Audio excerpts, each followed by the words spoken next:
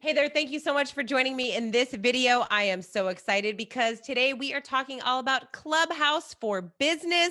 I'm going to be interviewing my friend Annabelle Bayhan. She is the founder of Clubhouse for Bosses and a business and digital marketing strategist for coaches and consultants who want to increase their influence, income, and impact on Clubhouse. Prior to becoming a business and marketing coach, Annabelle worked in digital marketing for over a decade, so she absolutely knows what she's talking about. She and I met on Clubhouse and we've just gotten to know each other, and she's really provided so much value, taught so many people how to use Clubhouse for business, and we host a couple of rooms together, and I just adore her, and she always is providing so much value. So I wanted to share all of her knowledge with you. If you are not on Clubhouse yet, or you're thinking about it, or maybe you got on it and you're not really leveraging it, this is a great conversation, and I'm excited to introduce you to her so you can walk away with some really great strategies to help you grow your business using Clubhouse. So here is the interview with Annabelle. All right, Annabelle, thank you so much for joining me today. I'm so excited about this conversation, especially because Clubhouse is all the rage. Everyone's talking about it. It's like the new social app, and this is what you do. This is like you're all about Clubhouse. You're helping your clients get on Clubhouse and use it to grow their business. And that's what this conversation is going to be all about today. So, why don't you start out by how did you get introduced to Clubhouse and what are you loving about it so far? Yeah, so I started hearing about Clubhouse in November 2020, where, I started like noticing that other people were on it. So, people were starting to market that they were on it. And I felt FOMO so bad. I was like literally sad that I did not have an invite. I was asking all my friends. And so I had one friend named Taylor, and she was on it, and we had done a Zoom call. And I was like, well, hey, if you get any invites, let me know, like all of us that were just trying to get on the app. And so one day on Christmas Eve, she was like, I've got an invite. Merry Christmas. I was like, oh my God, okay, yes. And so we were actually in our RV on vacation in Malibu. And I was just sitting there on my earbuds when my son was sleeping and just hearing about this whole new world that I had no idea existed.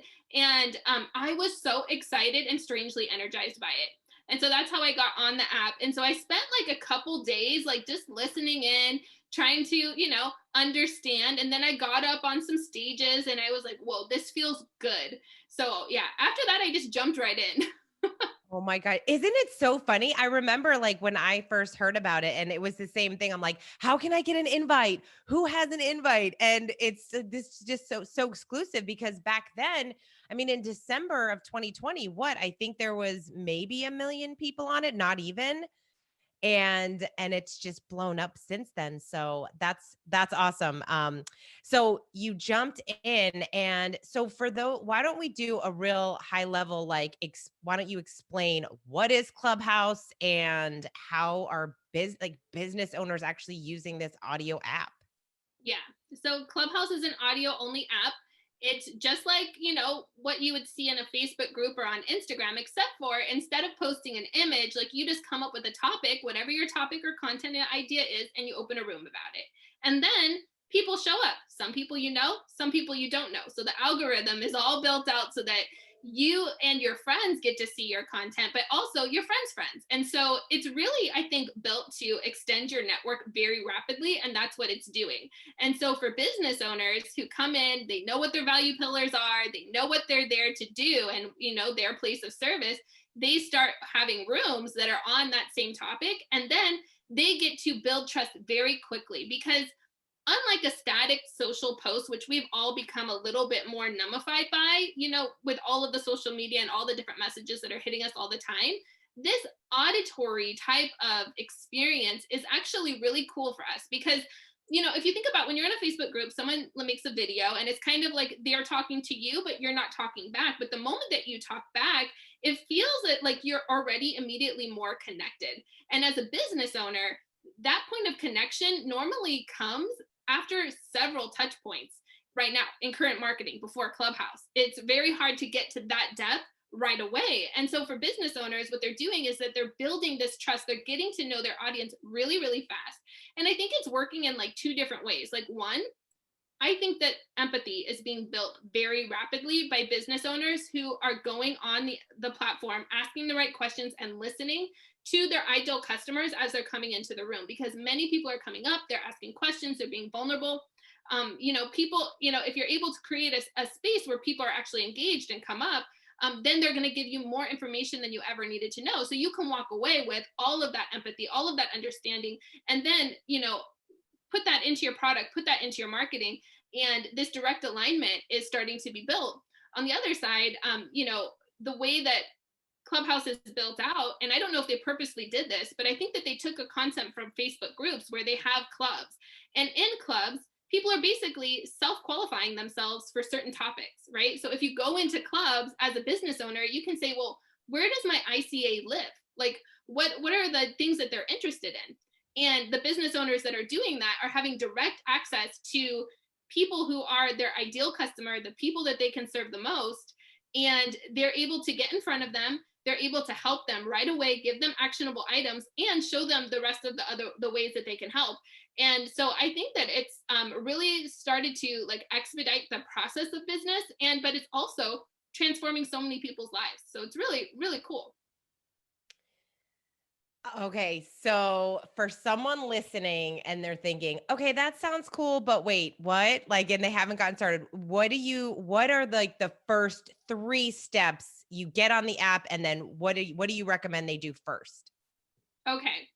When you first get on the app, I think you should choose your profile picture. I know that this is like so funny, like to be your first step, but I think that you should, because I think that it gets you to think about, now Clubhouse has anywhere between like 10 to 15 million active users at any time. So, and it's also, it's personal brand facing. So it's not your business, it's you. So you have to think about what is the image that reflects who I am and who I want to be on this platform, whether it's my business, maybe I want to also, use it for some of the other hobbies or things that I really like. In this social world of like 10 to 15 million people, who do I want to be and which image reflects that? Because when you're in a room, whether you're listening or talking, your image is really one of the big factors of reasons why people would click on you. So, of course, pick an image that you think really reflects who you are. Build out your bio a little bit, so that you can at least say how you serve and give people a call to action. And the third thing I think would be to go to that magnifying glass, go and search some keywords and get into at least a couple clubs where you either have interests or that your ideal customer has interests, because it's so important to get into rooms where you can start taking action right away. What I'm hearing is that many people spend like 2 weeks up to months, and we're not even that deep into this app, just listening, just trying to search for the right place, right? But clubs are your direct path to things that you're interested in. So I really think that if you do that at the beginning, you're going to have a better user experience. I love that. And I'm laughing when you said picture, because I feel like I threw a picture up there and now I'm like, that's my picture for life. Because the only way when you go into someone's room, they're getting used to your face. Like that's the only thing that they see, because even the name, when you go into a room, you only see someone's first name. So if you go ahead and change your picture, they might not recognize you. They might, because it's very small too, which is so interesting. So I'm like, that's my picture for a while. And I think that's smart, because some people have changed their picture and it feels like you're meeting someone new until you realize like, oh yeah, it takes you like a moment to warm back up to the profile picture. Like, you're like, no, I knew you with this other picture. So really do spend some thought on what picture you choose. It is editable. It's not like, it's not for life, but it kind of is, because people know, like when I see Kate come into one of my rooms, like one of the things that makes me feel all warm and fuzzy about her being there is her picture, right?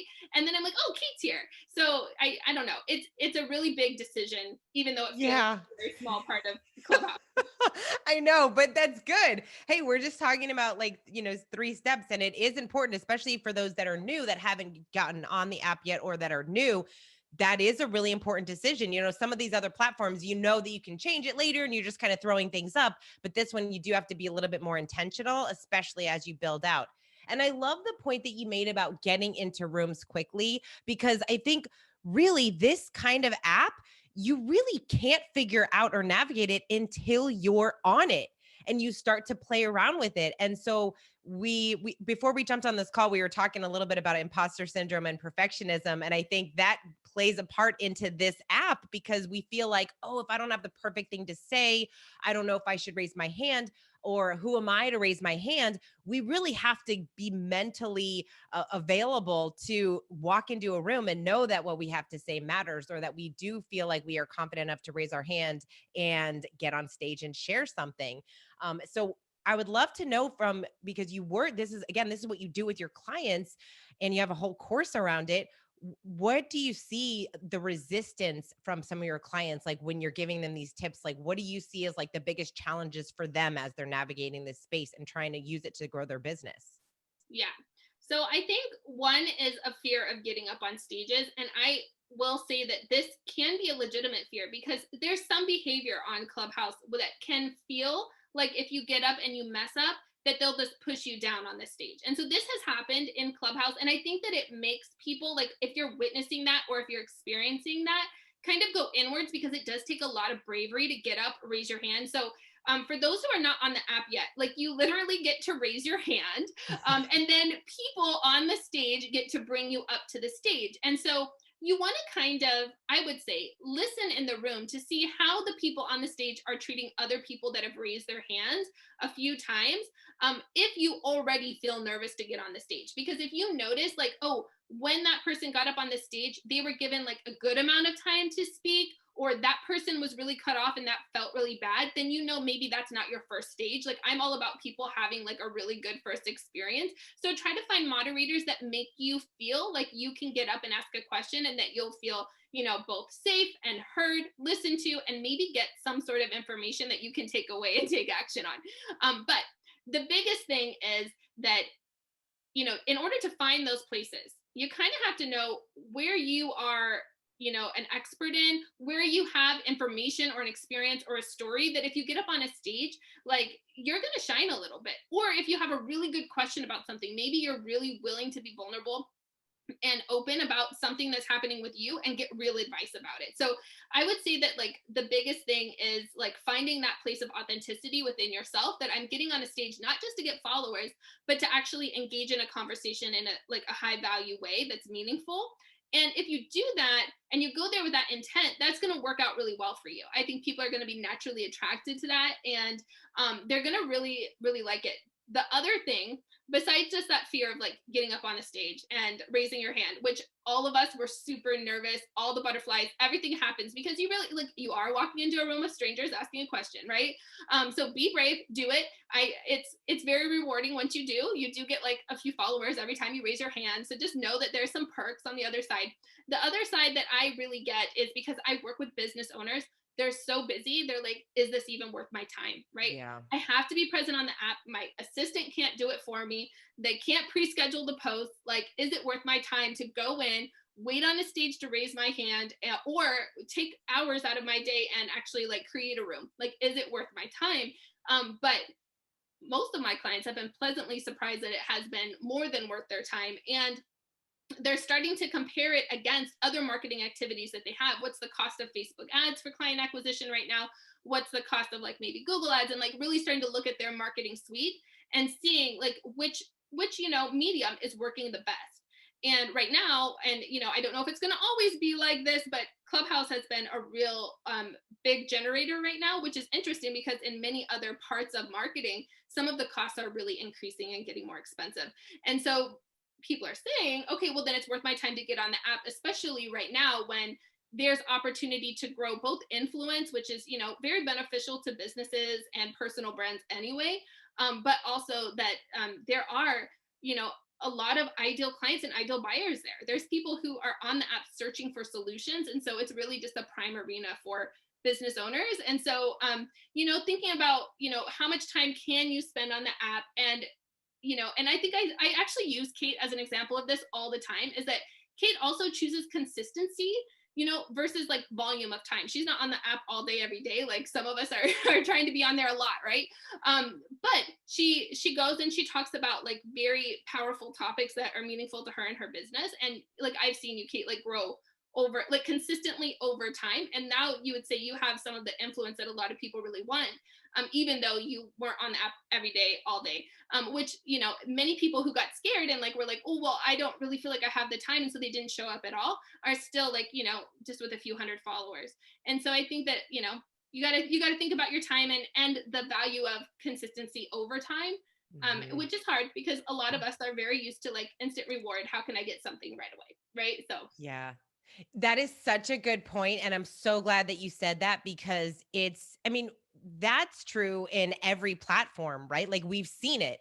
We see that the people that are really big on Instagram or on YouTube, like some of these influencers, they've been doing it for 10 years. You know, it's consistently showing up. And I think in anything that we do in our business, if we want to be successful, it's consistency, it's showing up, it's creating value, it's putting things out there that people really want to hear. And also, just like every other social media app, you're really creating a brand for yourself, and people are starting to really know who you are and what you know, so that when they need something specific, you become that go-to person. You know, one of the things that I really appreciate about what you've done, Annabelle, is not only are you super consistent, but man, you are on there so much. It's so great.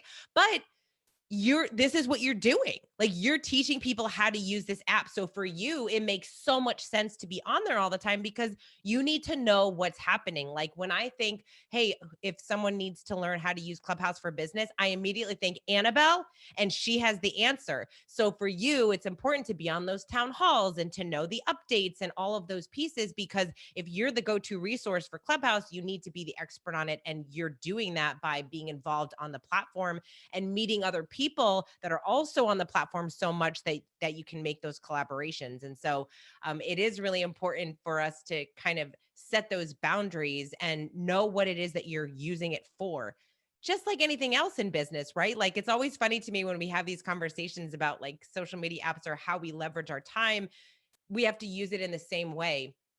Speaking of time, though, I will say, and it's a joke among Clubhouse and people that are on it, it is very addicting.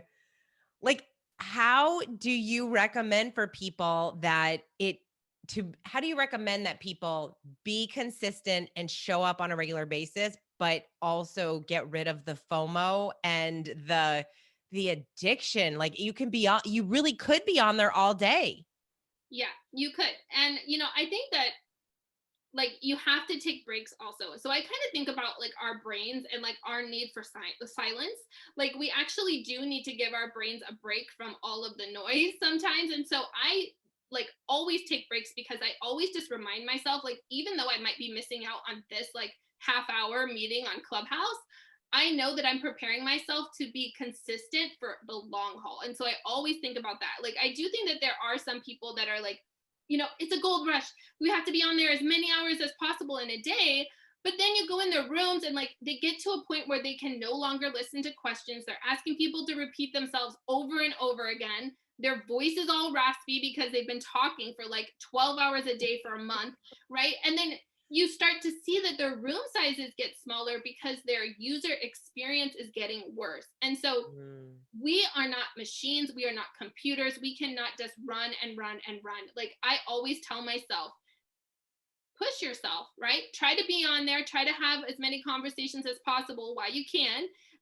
But at the same time, the moment that you are tired or the moment where I'm not like providing value, and I say I'm done, like that means that I am done, and that I need to rest so that I can show up more fully. Because you know, the energy in the room matters most of all. The days that I rest the night before and I show up and I'm full of energy and just a ball of like, you know, as much wisdom as I can possibly bring to the table, those are the days where I grow in followers the most. And I think that like I'm able to do that because I'm taking breaks, because I have other values. Like every single afternoon, I take a break from everything. And I go with my son on a walk. You know, I get to spend time with my son. I don't have the guilt of like everything in my life falling apart because I'm like going after this gold rush.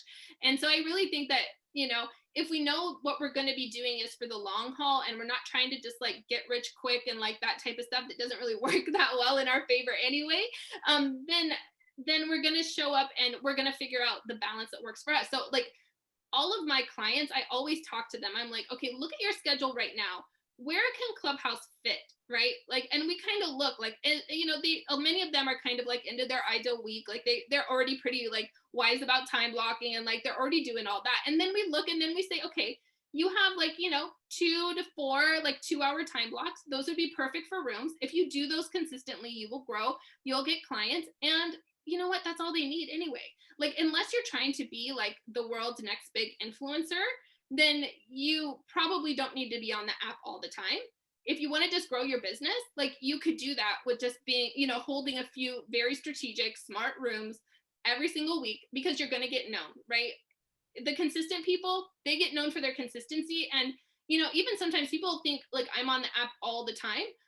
But I'm also just on the app very often, very regularly.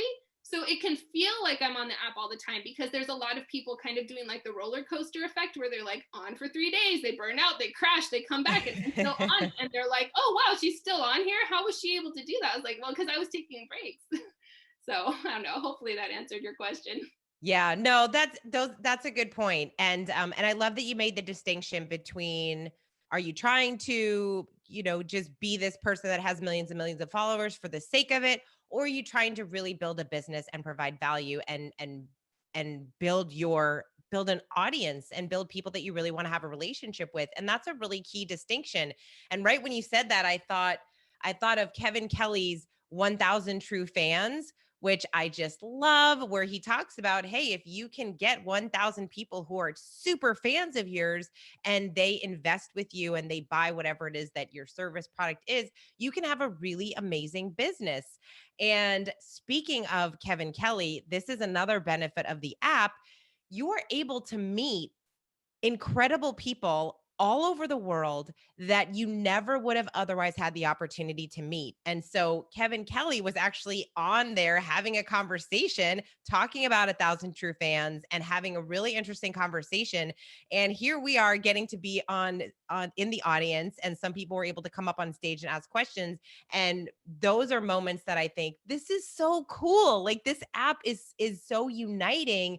And in addition to just meeting incredible authors or speakers that you might know and love, but it's also being in a room with someone. And here I'm in West Palm Beach, and then somebody, and where are you located again? I'm in Mountain View, California. You're in Yeah, we do a room together in the morning, and it's morning time for me and morning time for Annabelle, which always cracks me up. And then there's somebody from Japan and Australia and the UK, and like all of these people all over the world, and we're able to be united in this one room. And what I love so much about this is the similarities between everyone and the things that we've noticed and seen and the conversations that we have. And that's what I love the most is that people get really vulnerable and they ask questions, and we all deal with so many of the same things: perfectionism, imposter syndrome, anxiety, like all of these things that we're dealing with. And when we're able to share those things and realize that it's like the entire world is connected in that way, it's really powerful. Yeah, yeah, I totally agree. And especially if, like, you know, like we were talking about imposter syndrome or fear of showing up on video or anything like that, like, and especially if you've gone through something and you've gotten a little bit better at it, and then you hear this other human being that's like really struggling, and you're like, you know what, if you try, you're gonna get there, or you can give them a couple tips. And like, to me, that's the most rewarding part of being on the app. And that's why I think that, you know, people that you would think I would never have access to are giving access, because, you know, many of them will say it's rewarding for us too to finally like connect. We're all able to connect. We're able to connect with our audiences, you know, authors of books. You know, I'm here to hear what real people's experiences are. And like, I think that that's the really beautiful thing, is that we, you know, as much as we create these walls and differentiators and statuses and classes and everything in our societies, like, we can just talk human to human, and just help each other out in many ways. And so that's what I feel like is happening on this app a lot, is that you get to realize like, oh, actually this person that I feel as though I would never have access to is talking to me and genuinely wants to help me. And that's like the most beautiful experiences that I've ever had in rooms, is just to see like people who are just like so in awe that they're getting helped by someone that they like admire so much. Yeah. Oh my gosh, I love it. It really is it really is a very unique experience, and one that is just obviously people love it cuz they keep coming back on Clubhouse, and so many people really do appreciate and love it. So, question around business, and do you think that there are specific industries right now that are just really winning, and some that it really doesn't make sense for them to be on Clubhouse? Like, what are your thoughts around that? Yeah. So I think that coaches and information service providers are like killing it right now. Like people who, especially people who have had passive income funnels, like already built out and they can just go on a stage and make money while they're on the stage. I feel like they're kind of like in the premium position to like both use their time to make money. People who like sell apps or like those types of things are also doing really well. But there's this whole world of like service providers. So, this is becoming the connection point for people who are administrative assistants and people who can help build websites, people that can help build courses and like all of that. Because what's happening is a lot of people are coming on the app. Maybe they're buying a course or getting some coaching. They're figuring out what they want to do. And then they're like, oh, wait, how do I build that? So now the second wave is like all those service providers that have the skills to build. So I think they're doing really, really well. And I see, my clients who offer that, and many people that I've heard are like, well, I just have like more clients than I ever expected this year. It's so great, right? Which is wonderful.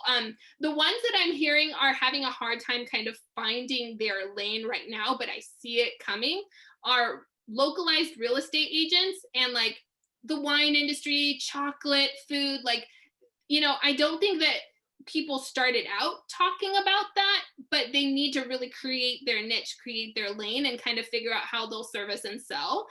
So what's happening right now with the influx of all the new clubs, so everyone can create a club in the app now, is that we're getting more localized clubs. And so people are coming together, like instead of these like general large umbrellas, like business in general or marketing in general or real estate in general, it's like real estate in LA, right? So now it's like, oh, well, if you're a realtor in LA and like somebody's looking for a home in LA, like now you know where the people are that are like would probably purchase from you. So now I feel like those things are coming. The other wave that I feel like is coming as well are the big brands, right? So really big brands, or even just brands in general, won't necessarily like have their CEO sit on Clubhouse all day talking to people. But what I'm hearing and what I'm seeing and experiencing myself is that there's this new wave of like up and coming influencers or like micro influencers that are on Clubhouse that have, their 1,000 or more true fans. And now brands are able to be represented as sponsors of rooms, as, people who maybe come into rooms but aren't necessarily like creating that community themselves. They're able to come and like kind of grow in communities without having to do kind of the ramp up work that many of us had to do to like even be seen on the app. So those are kind of, I don't know, I hope that was helpful to like kind of say like who's winning, who I think will start winning later. But I've really heard that the ones that are like more of the foodies, I don't know why they were struggling for a while, but I think that people will get into it eventually, you know? Yeah, it's still so new, and who knows what's going to happen when more and more people keep coming onto the app. I mean, that's what's so fascinating is we don't know what that's going to look like. We don't even know. I mean, even with the founders, like it's so interesting that they do town halls every Sunday and we get to have access to them, and what are they thinking about? How are they building it? And you really can tell that they are absolutely looking at what are the functionalities that are working, that aren't working, that they're really taking into consideration a lot about the user experience, and they're open to that feedback and suggestions, which I think is really cool. So I'm curious to see what happens as we grow and more people come onto the app. And of course, like everything else, some people will love it, some people will drop off, but again, goes back to consistency. If this thing is really going to stay around, then the ones that are going to be super consistent are the ones that are going to continue to show up and win. So all right, before we go, a question around how, because I'm sure that your clients ask you when they're talking about, is it really worth it? And what should I really be doing on there? How do you recommend people measure success? Okay. Yeah. So the KPIs that we are tracking, because we're on the business side, revenue is like a big one, but we're also tracking cross fluence. So both their growth, their following growth on Clubhouse, but also on Instagram, because those are the two that seem to be most easily linked together for my clients. But you could also track your Twitter. And then also like how many people end up on their email list. And then, of Mhm. course, anything that's after the email list as far as like discovery calls and purchases and that type of thing. But there are also some apps that are coming up, which I think is important if you're going to be anyone that wants to like maybe work with a brand in the future. There are apps that tell you like how many people have been in the room, what your room size is. And so if you start to track those things consistently, like whether it's for yourself or whether it's, to bring in special guests and like have somewhat of an average guarantee of like how many people are in my room and what the retention is, that's really like important information, because actually the founders of Clubhouse are starting to look at like how sticky is the room, like when people come in, is the conversation valuable to them, do they actually stay around? And so I do think that it's interesting to be aware of like, are the people who's following me and following my followers, like the people I'm exposed to in the hallway, are they interested in this topic? So something that I'm interested in exploring is like, of all of the titles of all the rooms that we do in a week, which one does better against the other? Which topics are more interesting? If I change the title, how does that look? And so there's so many things that you can really track. But to me, at the end of the day, as a business owner, it's time that you spent on the app and dollars that you made at the end of the day. Because there's so many other things that you could like possibly measure, like your internal satisfaction and the feel good effect. But I really want people's businesses to grow and for them to get the results that they wanted and intended when they first came on. So yeah, if you're going to track anything, like just track your revenue and see if it grows. Hey, that's what it's about, right? Like that's the easiest thing for you to track. And what's interesting too, as you're talking, it's almost as if it's an opportunity for people to figure out, as you're saying, email list and growing your other social medias platforms. It's almost like it's an opportunity for us to figure out, okay, how are we doing that, right? Like what are those lead generators that we have now? Is it a time for us to maybe revamp what those things are, to try to get more people on our email list, to get more people involved in this other social platforms? And then by doing that, if we want to get more people on the other social platforms, well, then how are you leveraging those platforms as well to grow that email list and to continue to have that conversation with people? So such an interesting new app, and one that I feel like it really does kind of web off into other things that we're doing as business owners. And so and I love that you use the word explore, because it really is a time of exploring to see what works, what doesn't, and hey, just kind of continue to play around with it. And when you do find that thing that really works well for you, keep doing those things and get rid of the things that don't. Yes. Yeah. Yeah. That's exactly it. And it's going to also just, challenge the scalability of the funnel that you have, right? And then challenge you to like maybe make it stronger. And so I think the business owners that are actually thinking about that, this is their time to get real live feedback on every part of their funnel. Like that's what you get at Clubhouse. So I think like the power in that is something that we've had to pay focus groups to do in the past. So I mean, yeah, take advantage of it for sure. If you can get on Clubhouse, come on in and take advantage of it, because it's a great place to be. Yeah, absolutely. Oh my gosh, I love it. All right, Annabelle, you are so wonderful. It's been so much fun getting to know you on Clubhouse, and you have a club called Business. It's like the best name. It is what it is. It's business. And love all of your rooms. You always share such incredible information. And I have to say, you are one of the best moderators on Clubhouse. You are so good about making everyone feel seen and valued and heard, and you really care about each other. And I love that you love celebrating wins of everyone that you really know. And so I really appreciate you and everything that you're doing on Clubhouse. You provide so much value. And I highly encourage everyone to, if you're not on the app yet, get on the app. Definitely follow Annabelle. And what are I mean, you have so many rooms to name, but are there, we actually do a room together, or you do the room, I get to be involved with it, which is Clubhouse for Business on Saturday mornings, 10 a.m. Eastern time. What are some of your other rooms that you do? Yeah, on Tuesdays I do bio audits. So if you're just new on the app, come and see me. I'm sorry, on Thursdays at 7 a.m. Pacific.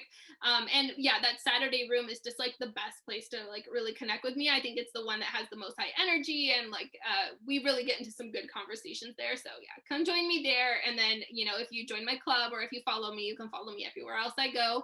And I'm just having lots of fun, having lots of conversations. So I'd love I to have more love people it. join me.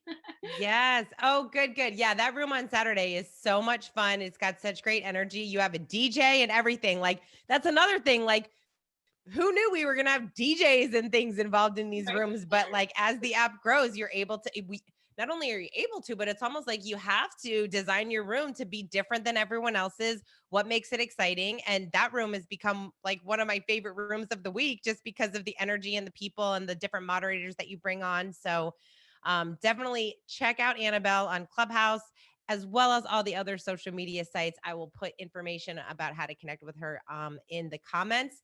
And also, you have an awesome course dedicated to helping people learn how to use Clubhouse. So, what's the best way for people to find out more about you and to take advantage of that course? Yeah, so I have Clubhouse for Bosses. It's how to boss up as a business or a brand when you're coming on Clubhouse. So it's a great way to get started strong. And you just text 33777, the word Clubhouse, and I'll give you all the information about Clubhouse for Bosses. We can get on a phone call, kind of talk about what your goals are and see if it's the right fit for you. But it's a very fun course, and all of our beta members have had really great successes, and so I'm very excited just to see them continue to grow on the platform and to see who the new wave of students are going to be. So thank you for mentioning that. I'd love to talk to anyone that's interested. Awesome. Well, Annabelle, thank you so much for taking the time. You are awesome. I'm so happy that we are friends, and all because of Clubhouse. Otherwise, you're on the other side of the country, so never would have met you. But so happy that we met, and looking forward to continuing to grow on Clubhouse with you. So thanks again for taking some time to chat with me today. Thanks for having me. I'm so glad to know you too.